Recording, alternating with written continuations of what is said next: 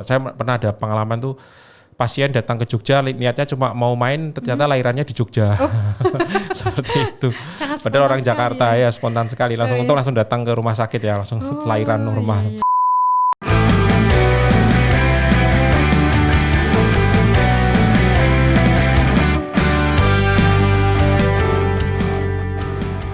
Selamat siang Sobat Sehat semua, jumpa lagi dengan saya Dr. Fatia di Klinik Arda. Buat Sobat Sehat semua yang baru follow dan subscribe di Klinik Arda itu adalah klinik utama yang terletak di pusat kota Jogja atau agak pinggiran sedikit sih sebenarnya, di Jalan Tegal Turi nomor 44 Giwangan Umbul Harjo Yogyakarta.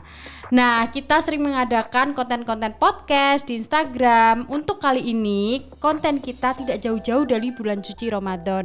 Karena apa? Karena sebentar lagi kita akan memasuki Hari Raya Idul Fitri. Untuk itu kita akan melakukan diskusi dengan dokter kita, yaitu Dr. M. Zaki Arda SPOG atau selaku direktur dan juga dokter spesialis kandungan di Klinik Arda. Selamat siang dokter. Siang. Sehat dokter? Alhamdulillah sehat. Alhamdulillah sehat ya Sobat Sehat semua. Oke, diskusi kita pada siang hari ini itu tidak jauh-jauh dari mudik, terutama nih untuk ibu-ibu hamil yang sedang mempersiapkan mudik. Langsung saja ya Sobat Sehat, kita tanyakan nih. Ketika saya googling, pertanyaan paling banyak ini adalah, bolehkah ibu hamil melakukan perjalanan jauh? Oke, jawabannya pendek, sebenarnya boleh ya. Tapi memang harus ada beberapa hal yang perlu diperhatikan sebelum melakukan perjalanan jauh, seperti itu. Oke, sangat singkat ya dok ya. Boleh, tapi boleh. Ada tapinya ya dok ya. Ada tapinya, ya tentu saja. Kalau boleh itu di usia berapa ya dok sebaiknya? Ya, jadi secara teori ya, bayi itu kehamilan janin itu di dalam kandungan itu dia kuat ketika plasenta sudah terbentuk sempurna. Plasenta terbentuk sempurna sekitar umur kehamilan 15 sampai 16 minggu. Ketika plasenta sudah terbentuk sempurna, itu tentu akan lebih kuat ya untuk perjalanan jauh. Nah, sebaiknya sih kalau bisa perjalanan sih kalau udah 16 minggu lah itu baru boleh melakukan perjalanan, silahkan. Sampai umur kehamilannya tentu jangan terlalu besar juga. Ketika sudah menginjak umur kehamilannya trimester ketiga pertengahan itu ya sebaiknya jangan melakukan perjalanan jauh. Misalnya ketika sudah 34 minggu. Nah, ketika sudah di atas 34 minggu sebaiknya ya jangan melakukan perjalanan jauh seperti itu. Jadi kalau menurut saya sih paling aman antara 16 sampai 34 minggu seperti itu. Nah, itu Bunda-Budi semua sudah jelaskan. Jadi yang direkomendasikan oleh Dr. Zaki yaitu pada usia 16 sampai 34 minggu atau trimester 2 awal dan sampai trimester 3 awal 3 juga. awal ya dok ya. Itu paling aman tuh ya trimester 2 itu untuk perjalanan 2 ya dok ya, gitu. Nah, misal nih dok, misal udah mepet trimesternya nih, terus juga harus ibu-ibu ini harus melakukan perjalanan. Nah, apa yang perlu disiapkan dan yang perlu diperhatikan selama perjalanan mudik dok? Oke, buat ibu-ibu yang ingin mudik pada kondisi hamil perlu dipersiapkan satu, yaitu pertama harus datang ke dokter kandungan, dilakukan pemeriksaan USG dan pemeriksaan lengkap lah. Ada nggak yang perlu diperhatikan atau kelainan tertentu yang misalnya mengganggu ketika nanti kalau dilakukan perjalanan jauh. Misalnya terjadi perdarahan terus, plasentanya di bawah kan itu sering perdarahan tuh ya, sebaiknya jangan melakukan perjalanan jauh, nanti tambah berdarah seperti itu. Kalau misalnya sudah semuanya aman, dipastikan aman, oke semua, dan umur kehamilannya sudah misalnya cukup untuk aman untuk melakukan perjalanan, ya silakan melakukan perjalanan. Terus kedua, persiapkan. Jadi ketika umur kehamilan misalnya ya terpaksa melakukan perjalanan di usia kehamilan di bawah 16 minggu kayak tadi ya.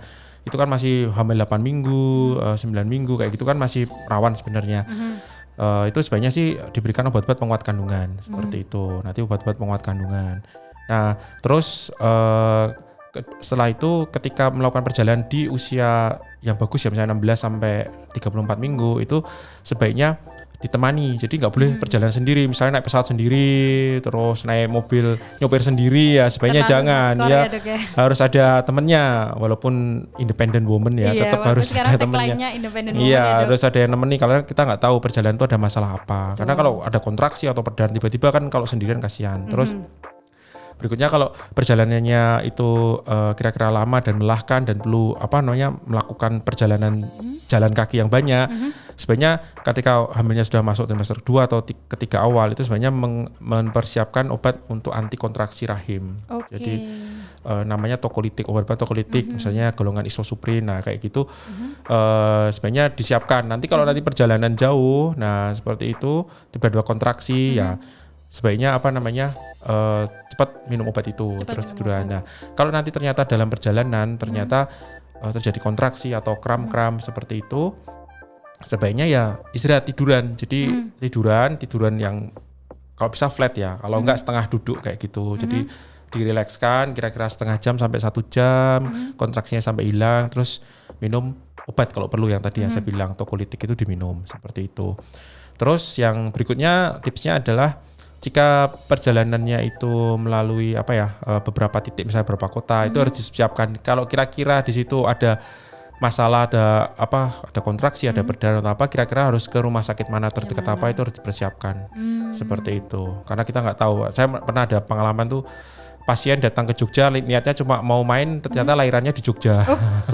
Seperti itu.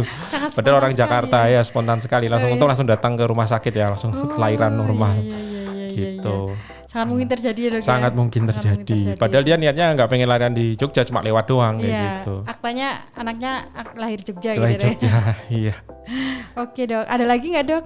Ya tentu persiapan makan dan minum ya, jangan sampai dehidrasi atau kurang kalori ya seperti itu. Dan tentu saja ketika sudah sampai kota tujuan, kalau bisa bisa ya periksalah sama dokter di sana, dilihat ada masalah apa enggak kayak gitu.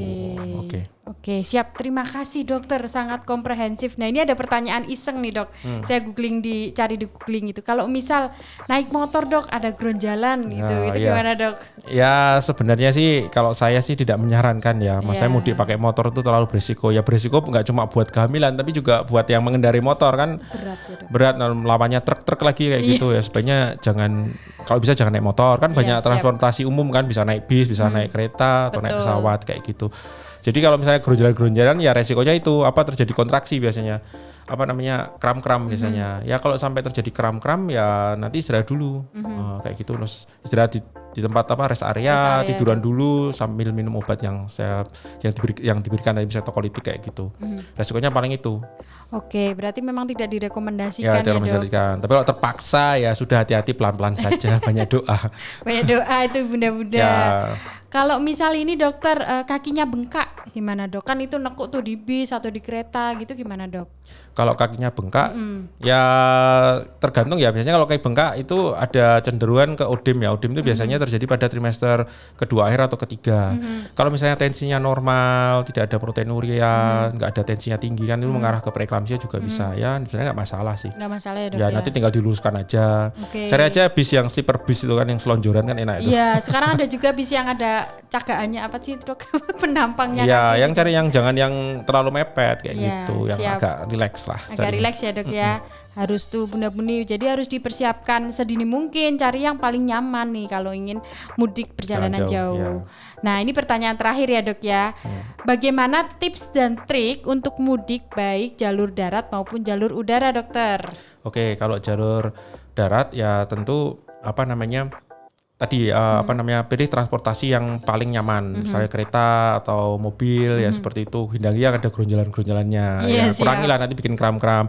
Terus harus diperhatikan istirahat ya. Jadi istirahatnya kalau terlalu lama duduk itu juga nggak baik. Jadi harus kita lihat titik-titik tertentu yang mungkin kita rest area yang kita tuju, harus kita persiapkan dari rumah. Misalnya dari Jogja ke Jakarta atau Jakarta ke Jogja, gitu harus persiapan titik-titik mana untuk istirahat. Sebaiknya sih ketika udah 4 jam sampai 6 jam perjalanan sebaiknya istirahat dulu ya, sama sopirnya juga istirahat, ibunya juga biar selonjoran, terus lanjutkan perjalanan lagi seperti itu.